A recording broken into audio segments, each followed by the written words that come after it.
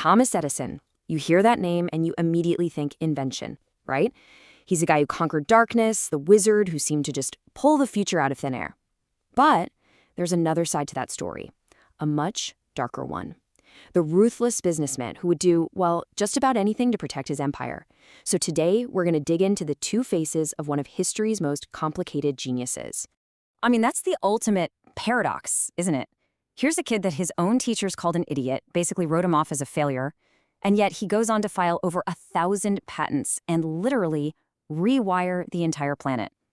So how on earth did that happen? And maybe more importantly, what was the cost? All right, so here's how we're going to unpack this. First, we'll look at how he went from idiot to innovator, starting with his really unlikely beginnings. Then, we'll get to his greatest triumph, conquering the darkness. After that, we're going to see his dark side emerge in the brutal war of currents. And finally, we'll get a handle on the vast empire of ideas he left behind for all of us. Okay, so let's start with that childhood.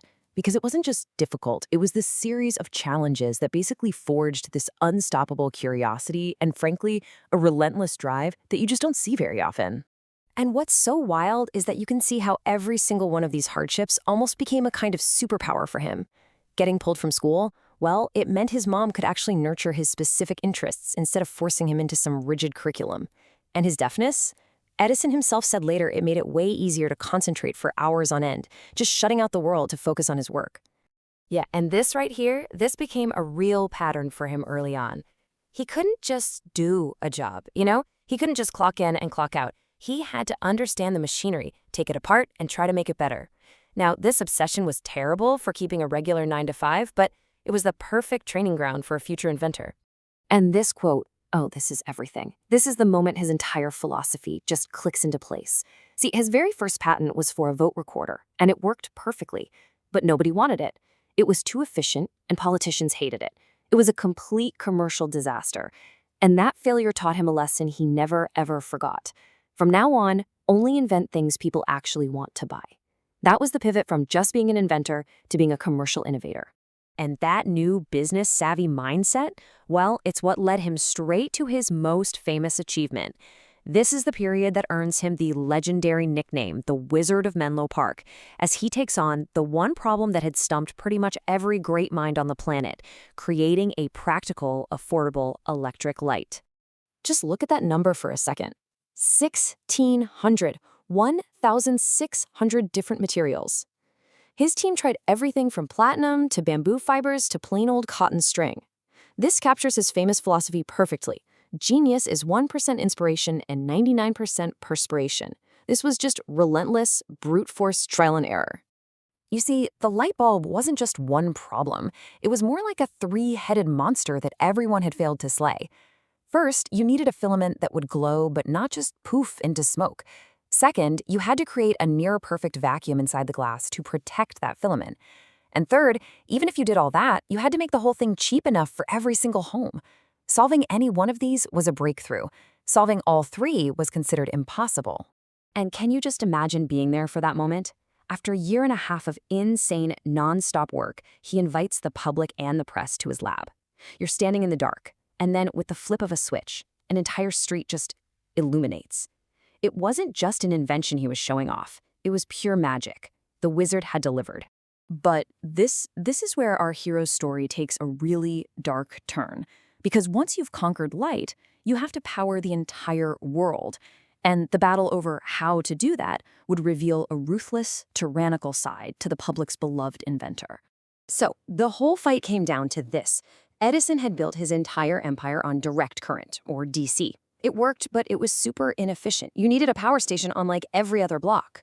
But this young genius who used to work for him, a guy named Nikola Tesla, he championed something called alternating current, or AC, which could send power over huge distances.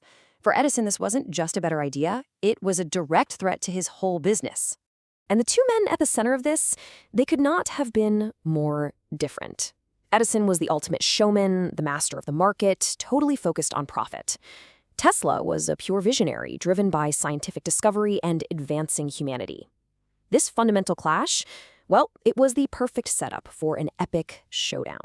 And this whole epic rivalry, it all started with a broken promise, a really big one. Edison had promised Tesla a $50,000 bonus. We're talking over $1.5 million today if he could improve his DC motors. Well, Tesla did it.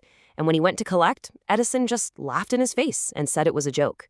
Feeling totally cheated, Tesla quit on the spot. And in that one moment, Edison created his greatest enemy.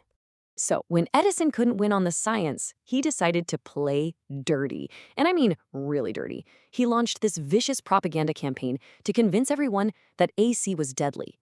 He actually funded the invention of the AC-powered electric chair just to associate it with death. He staged these horrifying public spectacles, electrocuting stray dogs and cats, and he even filmed the electrocution of an elephant, all to prove his point and protect his patents. It was absolutely brutal. Now, spoiler alert, Edison would actually lose the war of currents. AC is, after all, what powers our world today. But don't for a second think his story ends there. His influence was far from over. He was an architect of the modern age in so many other ways, and that's his final complicated legacy. I mean, just look at the sheer breadth of his work. It's staggering. The guy didn't just invent products. He created entire industries from scratch. The phonograph wasn't just a machine, it was the birth of recorded music. His motion picture camera was the seed from which all of cinema grew. He was, truly, an idea factory. And get this is one of my favorite stories. Edison was so aggressive, so litigious about defending his movie camera patents that the early filmmakers literally fled New Jersey just to get away from his lawyers. They went as far west as they possibly could to a little town in California where they could work in peace. And that town, it was Hollywood. So in a bizarre way, his tyranny helped create the movie capital of the world. In the end, if you have to boil his life down to one thing, maybe it's this number: 1,093 U.S. patents. That number speaks to a mind that just never stopped. A man who, for all his many flaws, had an unmatched drive to invent, to build, and to shape the world around him. So where does that leave us with this guy? Was he the brilliant wizard who lit up the world? Or was he the ruthless tyrant who electrocuted an elephant to win a business dispute? Well, maybe the truth is that he was both. And it makes you wonder, right? Is progress ever really clean? Or does it always require a little bit of the wizard and a little bit of the tyrant?